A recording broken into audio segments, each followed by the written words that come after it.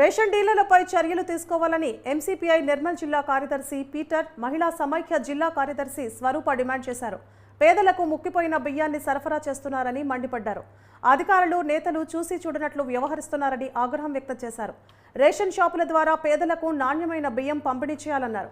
Ration షాపుల్లో అక్రమాలకు పాల్పడిన వారిపై చర్యలు తీసుకోవాలని, లేదంటే జిల్లా వ్యాప్తంగా ఆందోళనలు చేపడతామని హెచ్చరించారు. ఇస్తున్నారు మరి ఇవి తినాలా మరి మేము సావాలా? ఏం బియ్యం ఇస్తున్నారు? బియ్యం మంచిగా లేవు సార్.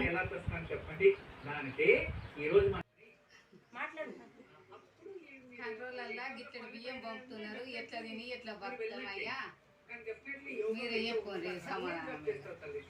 ఇసంటి బియ్యం పంపితే పంపండి, లేక మంచి బియ్యం పంపితే పంపండి, లేకుండా లేదు. ప్రజలు బతకడానికి సావడానికి ఇట్లా మాట్లాడి